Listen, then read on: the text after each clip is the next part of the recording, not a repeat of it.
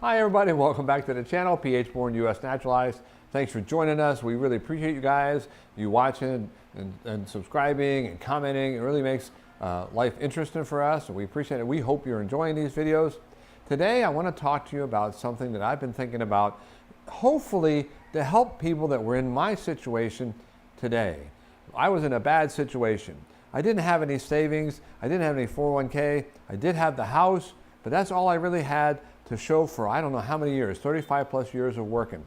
I figured that one day I would just die in the store. And they say, clean up in aisle 19. And then that would be the end of my life. That was my retirement plan, just to keel over one day. It's a lousy plan, guys. Not very good at all. There are several ways you can retire on just Social Security. I was looking up the joint study, housing study from Harvard University. They said that 80% of seniors actually own their own home. I thought that was really interesting. They also said that 20% of seniors, 65 plus, are living in multi-generational houses. So one way you can live on just your Social Security is to move in with your kids, or allow them to move into you if you have a home. Now, how do you think that would go over with most seniors? Well, we tried that, isn't it? We tried that for 3 months. Yeah, we tried it for 3 months, guys, and we were actually in an RV. It was very difficult because it's just difficult to live with your children. And I don't know how many times my mom and dad told me, we don't want to live with you kids. We don't want to live with your kids. And I love my children. I really love my children. I have 7 of them. They're all wonderful. They're working hard, taking care of their families. They're great kids. Unfortunately, it's hard to live with your children. They have different ideas than their parents. Right. Yeah. And then they're already all grown. And they're all... You cannot control them, Mark. You cannot say, go get the... No more. They will be the one to tell you, Dad. Can you be quiet? Yeah. And so it's difficult. Not that it's impossible, and you can do that, and that works. The second way you can retire on Social Security is you can buy a winning lottery ticket. Now, all you have to do is know the numbers. But if you buy a winning lottery ticket, you have to be smart about that too. I actually know somebody, his name was George, whose wife won a winning lottery ticket. And they bought as a group, with a group of people, and their winnings was $3 million. Now you'd figure $3 million is plenty of money.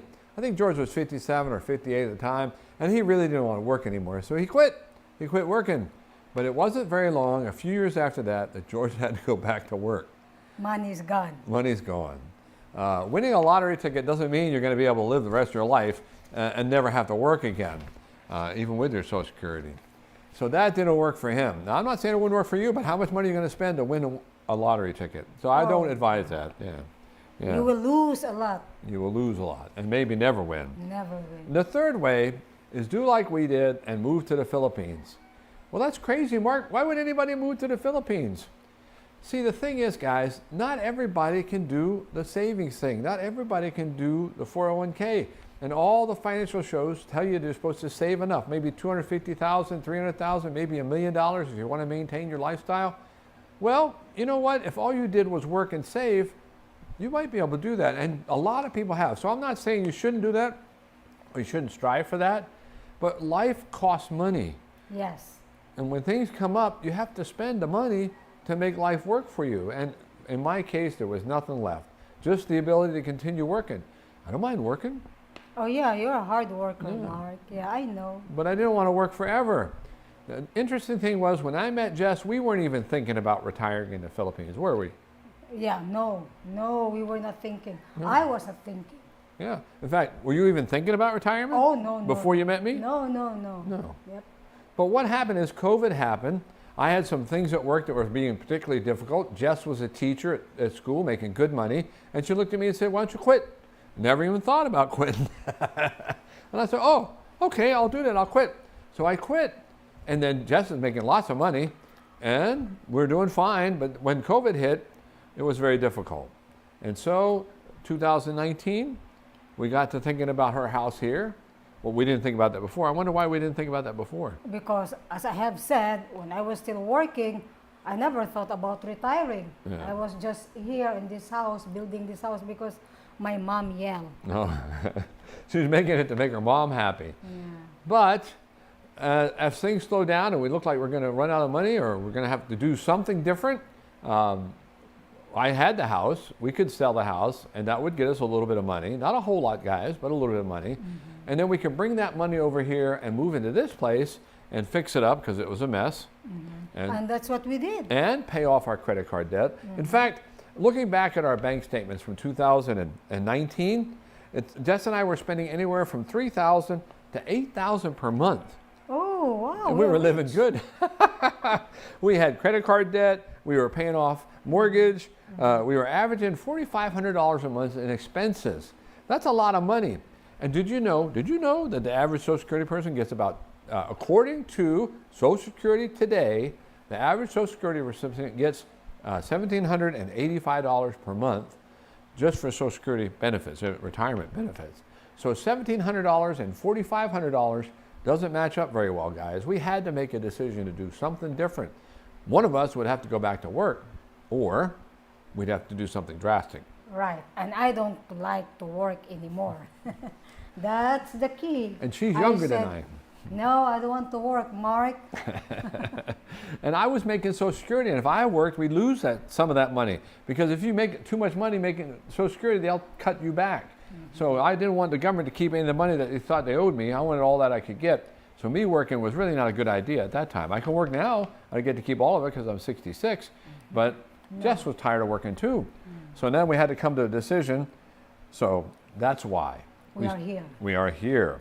So now we have an $800 per month budget, basic budget that we share with you guys every month, and we tell you how we're doing against that $800 basic budget. Well, Mark, you have a house. Not everybody gets a house in the Philippines. No, that's true.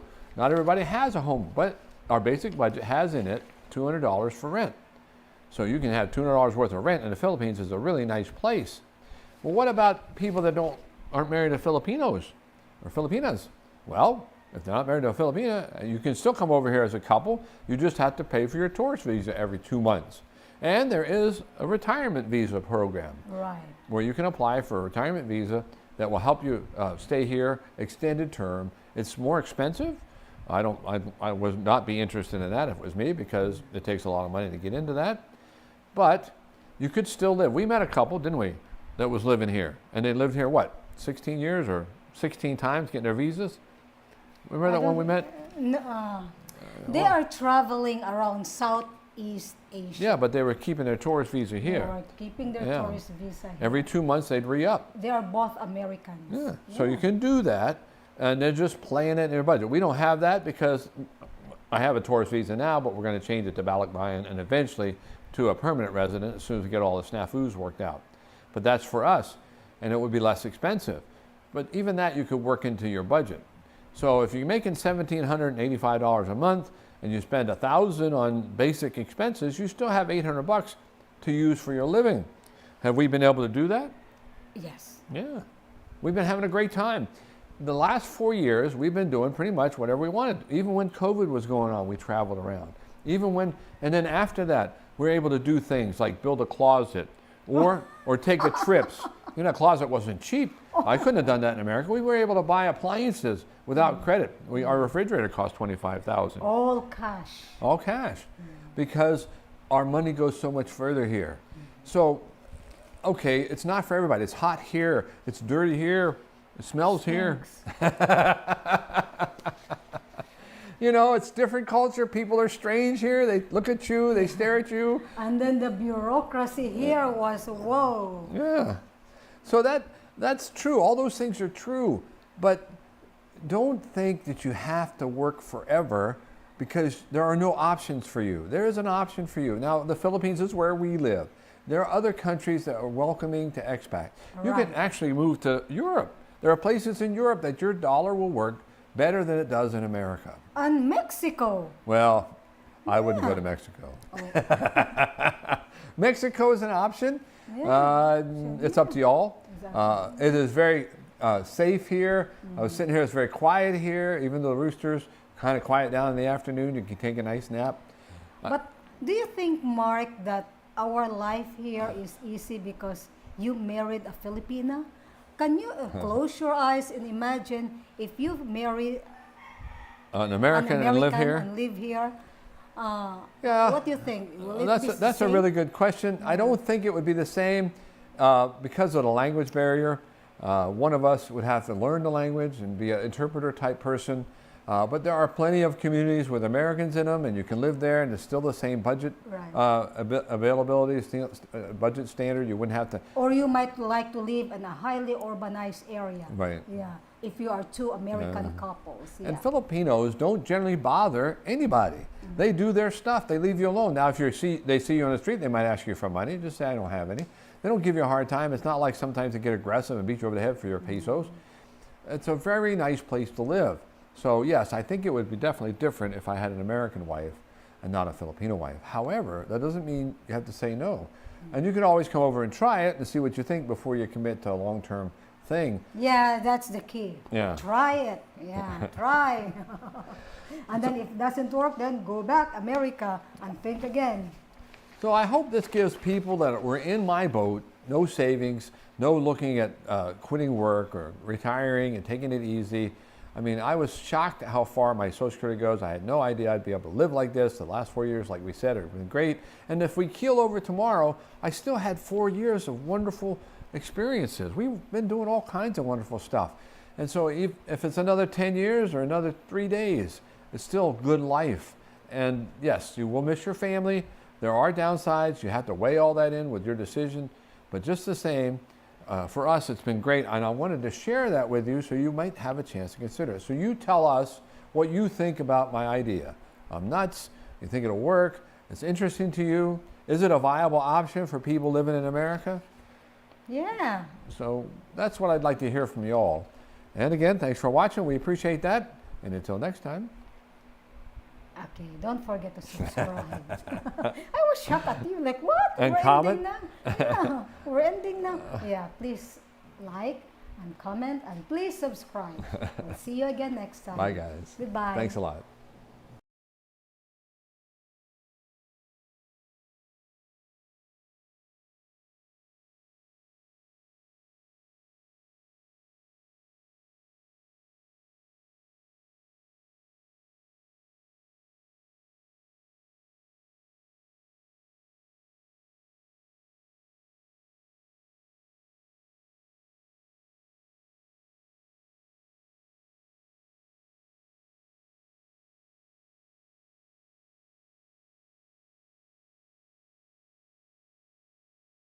This is a view. This is a view of the mountains outside the hotel. It's a lovely view. And that's the thunderclouds. We have no way to get to town because there's no buses or cabs or anything. So we're just standing here on the side of the road, looking lost.